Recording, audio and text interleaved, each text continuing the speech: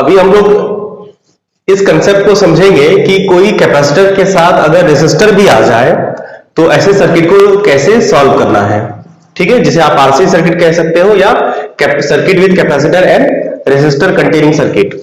ये हम लोग फिर से पढ़ने वाले हैं आपको एसी में डिटेल्स में। आइए इसके मैकेनिज्म को समझें कि ये कैसे वर्क करता है। क्लियर? चलिए, हम लोग एक कैपेसिटर लेते हैं, एक रेसिस्टर लेते हैं और ऐसे सर्किट को देखते हैं ये कैसे वर्क करता है।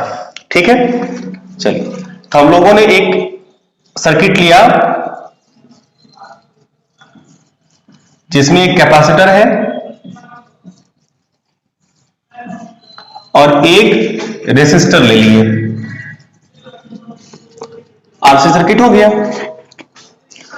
नहीं, आरसी सर्किट हो गया। एक कैपेसिटर जिसका कैपेसिटेंस C है, एक रेसिस्टर जिसका रेसिस्टेंस R है। अब इसको एक सोर्स से जोड़ देते हैं। ठीक है, ये कोई जरूरी नहीं है कि कैपेसिटर के एक प्लेट को नेगेटिव पॉजिटिव, आपकी इच्छा, जिधर मन करे उधर जोड़ दीजिए आप। सर्किट कंप्लीट हो गया। चलिए, अब यहां पे हम लोग एक स्विच लगा देते हैं। ठीक है,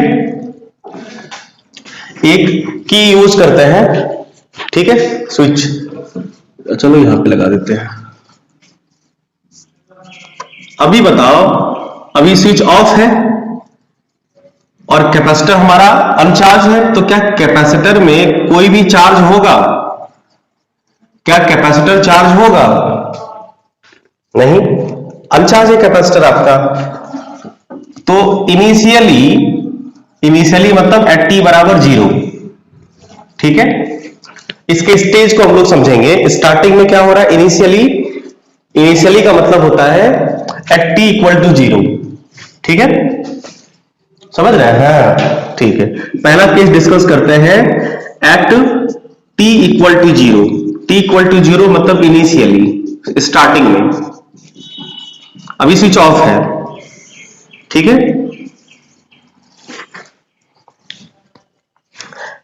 एकदम तुरंत सा स्विच को ऑन करते हैं। नहीं, जैसे स्विच ऑन किए टाइम देखना, टाइमर स्टार्ट कर देते हैं। ठीक, स्विच हो गया हमारा ऑन, t बराबर 0 पे जस्ट स्विच ऑन हुआ है। क्लियर? तो स्विच इज क्लोज्ड, स्विच को हमने क्लोज कर दिया। नहीं, t बराबर 0 पे स्विच को क्लोज किया है, यहां से टाइमिंग स्टार्ट हुआ है। बताइए, अभी जस्ट बताओ, क्या कैपेसिटर पे कोई चार्ज था?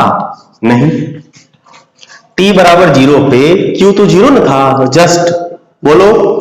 इसीलिए कैपेसिटर के बीच में पोटेंशियल डिफरेंस भी 0 था, क्योंकि डेल V इक्वल टू होता है Q बाय सी। क्योंकि Q 0 है, इसीलिए पोटेंशियल डिफरेंस कितना होगा? 0 होगा। ठीक है, किसके लिए? कैपेसिटर के लिए। फॉर कैपेसिटर पोटेंशियल डिफरेंस 0, एकदम जस्ट स्टार्टिंग की बात कर रहे हैं। ठीक है, अब ये बताइए, जब t बराबर 0 होगा तो पोटेंशियल डिफरेंस 0 होगा, तो पूरा का पूरा जो करंट होगा, ध्यान देना, ये पूरा का पूरा करंट किससे फ्लो कर रहा होगा? किससे फ्लो कर रहा होगा? रेसिस्टर से। एकदम से पूरा करंट, सारा का सारा करंट किससे फ्लो करेगा? रेसिस्टर से। तो टोटल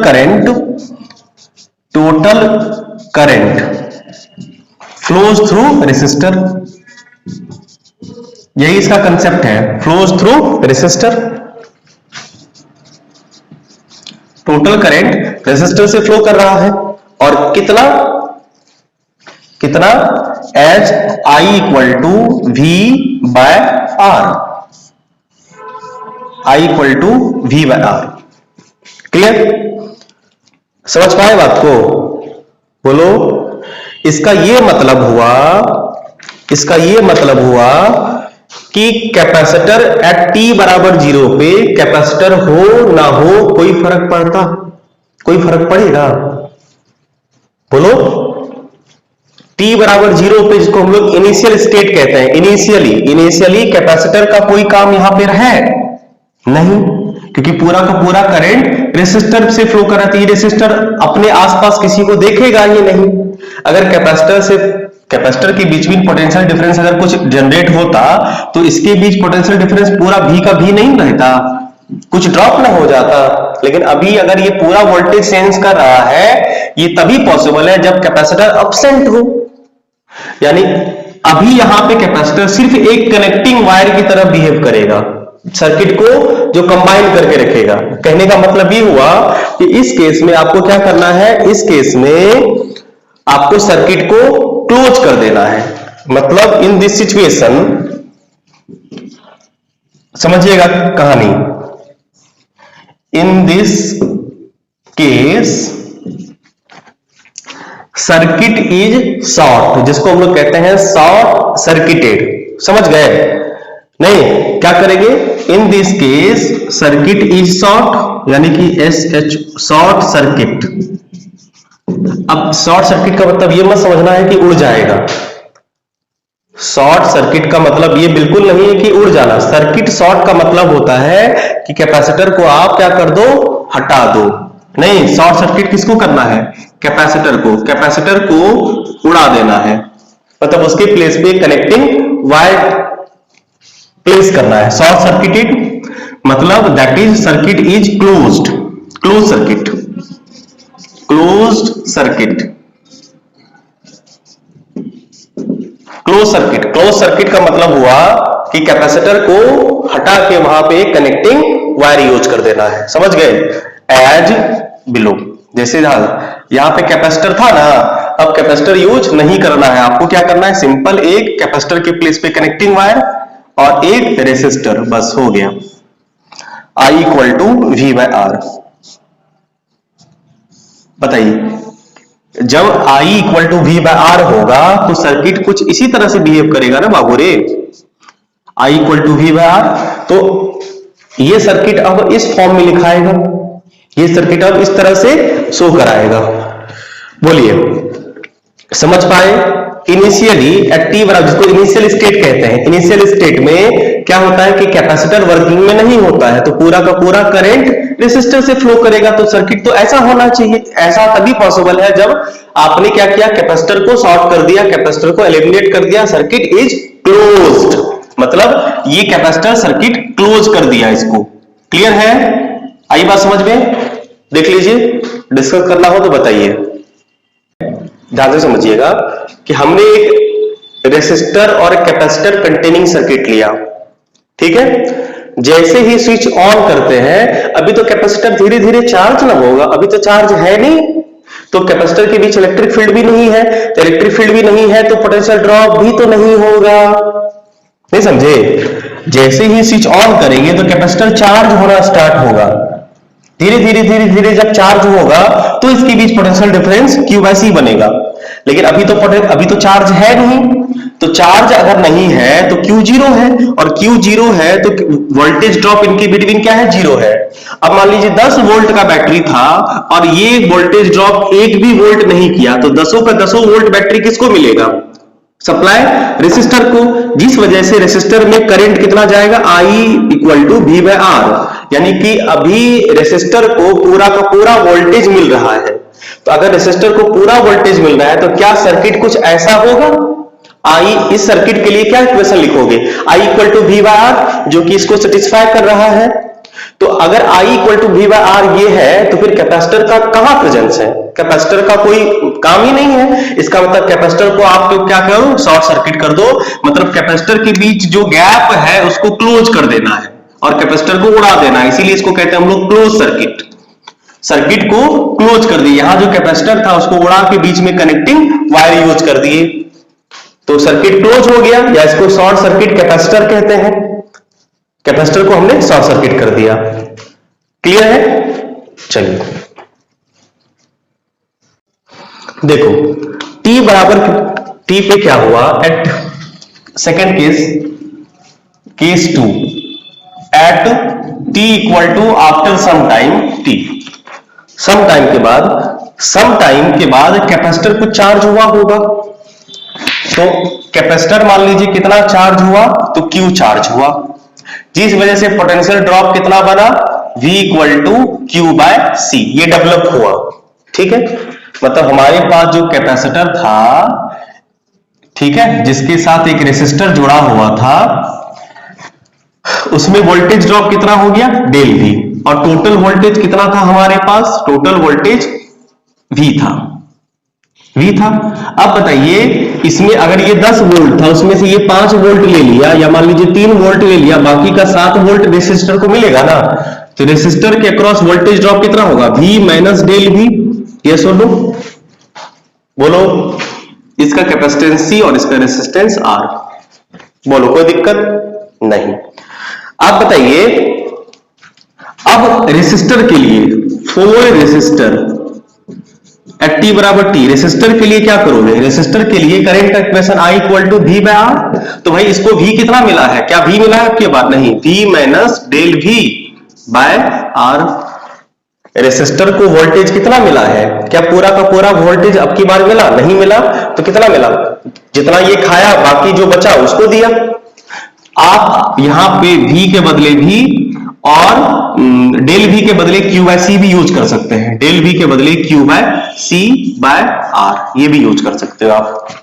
ठीक है, इसी के बहुत सारे फॉर्म होते हैं, हमको अभी डिटेल्स में बात नहीं करना है इतना। तो I equal to at T बराबर 0 पे थोड़ा सा बता दिया आपको कि रेसिस्टर से कितना करंट फ्लो करेगा, इस तरह से। ठीक है, आफ्टर सम टाइम जब कैपेसिटर Q चार्ज हो चुका होगा, उस वक्त रेसिस्टर से करंट फ्लो इतना करेगा। बोलिए, इसमें किसी को कोई आपत्ति है तो बोलो। इस वाले रिजल्ट में किसी को कोई समस्या होना भी नहीं चाहिए, वेरी गुड। ठीक है, वैसे ज्यादातर सवाल इस कंसेप्ट पे नहीं रहते हैं। अगला जो तीसरा केस है उस पर हम लोग डिस्कस करेंगे, इसे समझ लीजिए एक बार। जो तीसरा केस है, थर्ड केस, जिसको हम लोग कहते हैं at T equal to infinity, बड़ा इंपॉर्टेंट है, समझिएगा। इसको कहा जाता है स्टडी स्टेट। क्यों कहते हैं स्टडी स्टेट इसको, इस वक्त क्या होता है कि कैपेसिटर फुल्ली चार्ज हो जाता है, T बराबर इंफिनिटी पे capacitor fully charge. Steady state उस स्टेट को कहते हैं जब हमारा कैपेसिटर फुल्ली चार्ज हो जाए, पूरा का पूरा चार्ज हो जाता है, ऐसे स्टेट को कहते हैं इंफिनिटी। और ये काफी लंबा टाइम होता है, इसीलिए इंफिनिटी हो गया। क्लियर है सर? चलिए, अब स्टडी स्टेट में क्या होता है, आइए इसको जरा ऑब्जर्व करें। देखो, फुल्ली चार्ज मान लीजिए पूरा हो गया, जितना चार्ज हो सकता था हो चुका है। आइए इसे देखते हैं, ये कैपेसिटर। अब क्या होगा,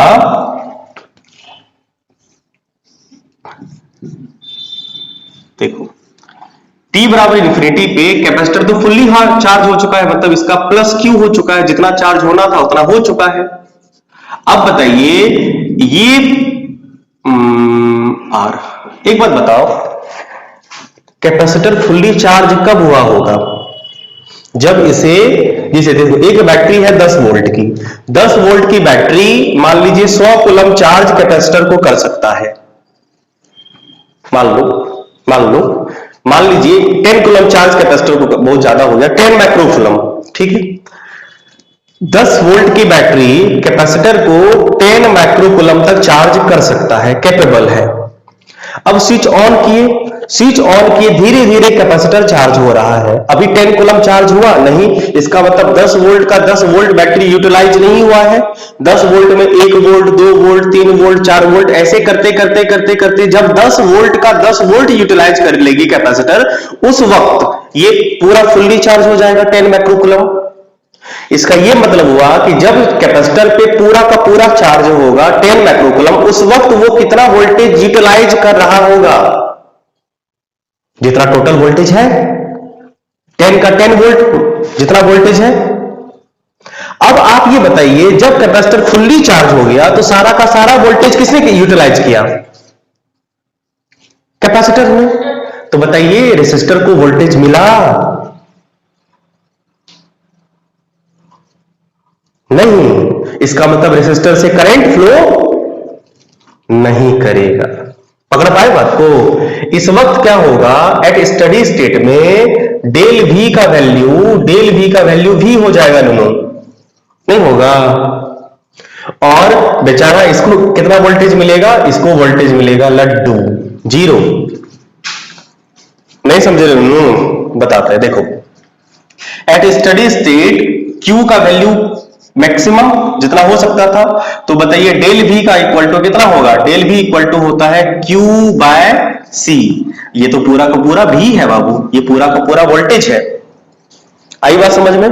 तो आप ये बताइए, या Q इक्वल टू C भी, आप ये भी कह सकते हैं Q इक्वल टू C भी, इतना ये पूरा चार्ज हो सकता था, पूरा चार्ज इतना ही हो सकता है ना बाबू, समझ रहे हो उन्होंने?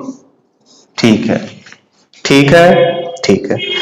कैपेसिटर कंप्लीटली चार्ज हुआ। अब इस केस में क्या हुआ कि जो कैपेसिटर है वो पूरा का पूरा वोल्टेज ले लिया। इसके अक्रॉस वोल्टेज कितना है, इसके अक्रॉस वोल्टेज है C बाय Q, ठीक है, Q बाय C और ये R, ठीक। चलिए अब इक्वेशन जरा लिखें, इसके लिए इक्वेशन लिखें, चलो इक्वेशन लिखते हैं। आपको पता है कि हम लोग निकाल रहे हैं करंट थ्रू रेसिस्टर, प्रूफ कर दे रहे हैं। ये तो सेंस हुआ था ना, फील हुआ था ना, इसको वोल्टेज 0 मिला तो इसलिए इसको करंट 0 मिलेगा। आइए फील देते हैं। I इक्वल टू क्या होता था, इसको वोल्टेज जो जितना वोल्टेज ये खाया बाकी इसको वोल्टेज मिलेगा। I तो V minus Q by C, इतना वोल्टेज इसको मिलना चाहिए, टोटल V था, इतना खाया मिला। तो आइए I equal to V minus Q by C by R, और V बराबर ऑलरेडी कितना होगा, ये पूरा का पूरा वोल्टेज कितना खाया बाबू, V Q by C minus Q by C by R, मतलब 0। तो करंट कितना होगा, 0। स्टडी स्टेट में पूरा का पूरा वोल्टेज कौन यूज कर लेता है, कैपेसिटर, इसीलिए रेसिस्टर के पास कोई करंट नहीं जाता है। Therefore resistor having no current, resistor से कोई भी करंट फ्लो नहीं करेगा, तो पूरा का पूरा वोल्टेज कौन यूटिलाइज किया, इतना। इसका मतलब यहां पे रेसिस्टर की कोई जरूरत नहीं है। इसका मतलब हो गया रेसिस्टर यहाँ पे झूठ मूठ का है, कनेक्टिंग वायर की तरह बिहेव करेगा, रेसिस्टर का वर्क नहीं कर रहा है। समझ पाए बात को? Resistor feels 0 current, hence resistor feels 0 current, इसीलिए resistor can be neglected, resistor को आप नेग्लेक्ट कर सकते हैं। आई बात समझ में? रेसिस्टर को रिमूव कर दो,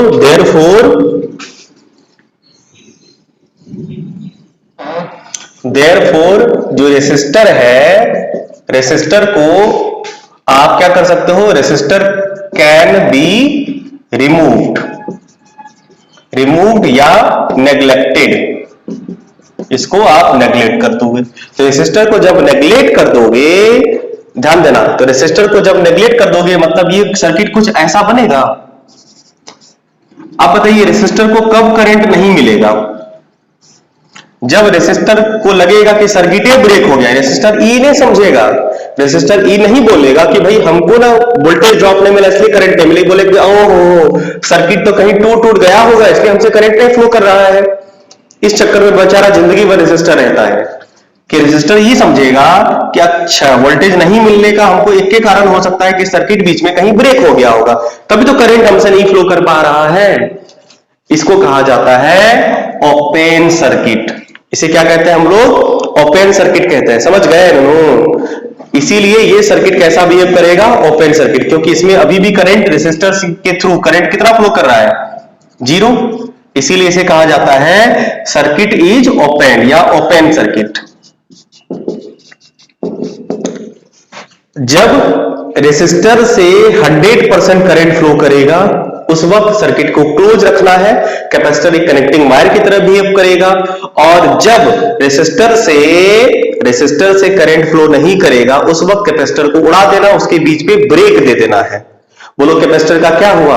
अरे कैपेसिटर तो है ही, चिंता मत करो, वो तो आरसी सर्किट के सवाल को बनाने के ये टेक्निक हुए। अभी क्वेश्चन बनाएंगे और क्लियर हो जाएगा कि कि मैकेनिज्म क्या है। फिलहाल हम आपको ये चीजें समझा पाए, उम्मीद है कि आप लोग समझ पाए कि कब क्या वर्क करना है। जब करंट 100% फ्लो करेगी, कैपेसिटर एक्टिव होगा नहीं, उस वक्त रेसिस्टर एक्टिव होगा, तो कैपेसिटर को as a connecting wire short circuit कर देना है, क्लोज सर्किट कर देना है। और जब रेसिस्टर से करंट बिल्कुल फ्लो नहीं करेगा, तो इसका ये मतलब हुआ कि सर्किट ओपन हो गया होगा, कहीं से खुल गई होगी, इसलिए इसको हम लोग कहते हैं ओपन सर्किट। एक बार अच्छे से देख लीजिए, किसी पॉइंट को दोबारा समझना हो तो कहिए। सवाल ये है, आपसे पूछा गया find current I1 and I2, current find करना है in each resistor, in each resistor. इस तरह के सवाल दो केस में, पहला एट इनिशियली, मतलब इसको कहते हैं t बराबर 0 पे, इनिशियली मतलब एट t इक्वल टू 0, और दूसरा at steady state. Steady state मतलब होता है at t equal to infinity, जब ये फुल्ली चार्ज हो जाएगी। आपको कॉम्बिनेशन हम दे देते हैं।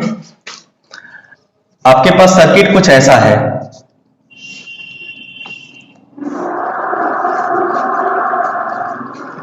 एक रेसिस्टर है जिसमें कैपेसिटर नहीं है, और एक रेसिस्टर है जिसमें कैपेसिटर है।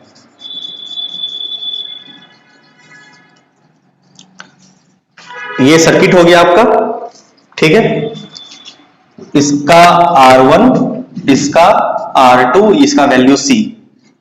अब जब स्विच क्लोज होता है, यहां पे स्विच लगा देते हैं, ठीक है। एक सवाल हम बनाते हैं, फिर आप लोग बनाइएगा। देखो, अब इनिशियली मतलब जैसे ही स्विच क्लोज हुआ, सॉरी, देखो जैसे ही स्विच ऑन हुआ, इसको दो तरीके से बनाने हैं ना।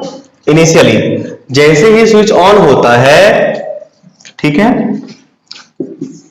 एट t इक्वल टू 0, आपको पता है कि t बराबर 0 पे क्या होता है कि वो सर्किट जिसमें कैपेसिटर होता है, वो कैपेसिटर एलिमिनेट हो जाता है। सर्किट इज शॉर्ट करोगे, बोलो t बराबर 0 पे सर्किट कैसा बनेगा, कैपेसिटर को आउट कर देना है, तो t बराबर 0 पे जहां पे कैपेसिटर था, वहां पे बस एक कनेक्टिंग वायर की तरह बिहेव करने हैं। समझ गए दोनों? जहां पे कैपेसिटर था, वहां से कैपेसिटर को उड़ा दिए, बस। ये रहा R2, ये रहा R1। आई बात समझ में?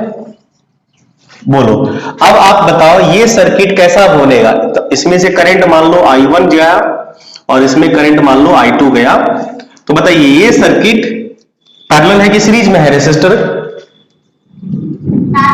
पैरेलल, और पैरेलल में होता है, हाँ, net R equal to parallel कितना हो जाएगा, R1 R2, sorry V equal to, आपको I निकालना है ना, I1 I2 चाहिए ना, तो I1 equal to V by R1, और I2 equal to V bye R2। और नेट R अगर आपसे पूछा जाए तो R इक्विवेलेंट होगा R1 R2 bye R1 plus R2। ये पैरेलल में होता है। बोलो, कोई दिक्कत था ना? एट t बराबर 0 पे जो कैपेसिटर कंटेनिंग सर्किट है, उसके साथ ऐसा करना है, ऐसा नहीं कि इसको भी गायब कर देना, कैपेसिटर को हटा के कनेक्टिंग वायर जोड़ देना है। क्लियर है?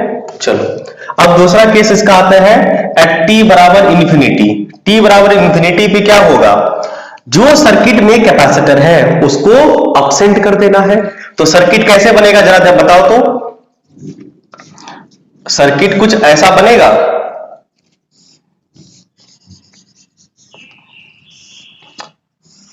यहां पे अब्सेंट कर देना है। बताइए, ये R2 रहा, ये R1 रहा, क्या सर्किट कुछ ऐसा बनेगा? सही है, गुड। तो अब ये अब्सेंट, तो बताइए पूरा का पूरा करंट जाएगा, इधर गया I1 मान लो, इधर गया I1, लेकिन दूसरा वाला करंट यहां पे जाके वापस लौट आएगा, मतलब ये जाएगा, पास आउट होगा नहीं। इसका मतलब इस सर्किट में सिर्फ और सिर्फ I1 ही होगा, I2 का वैल्यू कितना हो जाएगा, 0। I2 जो कि R2 रेसिस्टर से फ्लो होने वाली थी, होगी क्या, नहीं, I2 का वैल्यू 0 होगा। और I1 होगा I1 equal to V by R1। ऐसा नहीं कि टोटल का टोटल I1 प्लस I2 हो जाएगा, R1 को तो I1 equal to V by R1 ही होगा ना बाबू, बोलो। और इस बार R इक्विवेलेंट कितना हो जाएगा, R इक्विवेलेंट R1 के बराबर होगा, क्योंकि R2 एक्टिव है नहीं। एक बार अच्छे से देख लीजिए, कोई डाउट हो तो पूछिए, नहीं तो अगला सवाल बना के दिखाइए। सवाल नंबर सेकंड, हमारे पास एक कैपेसिटर और एक रेसिस्टर है, ठीक है। 2 माइक्रोफराड का कैपेसिटर और 2 ओम का रेसिस्टर, और एक और रेसिस्टर है हमारे पास 2 ओम का,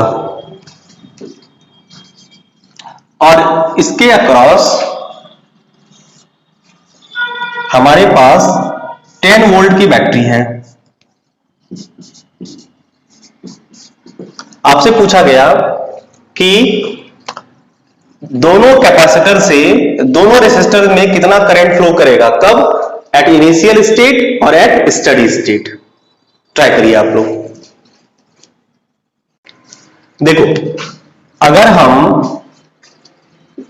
एट t बराबर 0 में बात करें, तो t बराबर 0 पे सर्किट कैसा बनेगा, एकदम बिल्कुल ऐसा बनेगा, कैपेसिटर को एलिमिनेट कर दोगे और ये रहा 10 वोल्ट की बैटरी, ये 2 ओम और 2 ओम मिलके 1 ओम बनेगा, यानी R इक्विवेलेंट हो जाएगा कितना, R इक्विवेलेंट हो जाएगा 1 ओम, ठीक है। और V आपका 10 है, तो अगर हम बात करें I1 तो V बाय R1, V का वैल्यू कितना है, V का वैल्यू 10 और R1 का वैल्यू 2, तो 5 एम्पेयर, और I2 का भी वैल्यू कितना हो जाएगा, 5 एम्पेयर होगा। वेरी गुड, सही है। टोटल रेजिस्टेंस R इक्विवेलेंट है 1 ओम, अगर पूछता तो R इक्विवेलेंट पूछता तो 1 ओम कर देते। चलो अब हम लोग आते हैं स्टडी के स्टेट में। एट t बराबर इंफिनिटी, t बराबर इंफिनिटी पे ये एब्सेंट हो जाएगा, तो R इक्विवेलेंट कितना हो जाएगा, इसको जब आप एब्सेंट करोगे तो एक ही रेसिस्टर सर्किट में एक्टिव होगा, यस, ठीक है। तो R इक्विवेलेंट, अब की बार R इक्विवेलेंट 2 ओम होगा, यस और नो। लेकिन I2 किसको कहो, जैसे ये मान लो इसमें है I1 और इसमें है मान लो I2, तो I1 का वैल्यू तो 0 हो जाएगा, बट I2 बराबर होगा V बाय R1, R2, तो V का वैल्यू 10 और R2 का वैल्यू 2। तो इसका मतलब ये हो गया कि 5 एम्पियर, दोनों केस में 5 एम्पियर ही आएगा आंसर। हाँ, अगर टोटल करंट सर्किट से पूछा जाता तो इस केस में टोटल करंट कितना फ्लो करता, टोटल करंट I नेट कितना करंट होता, I equal to V by R, V by R equivalent, और V कितना है 10 वोल्ट और R इक्विवेलेंट 1, मतलब 10 एम्पियर इस केस में फ्लो करता, यस और नो।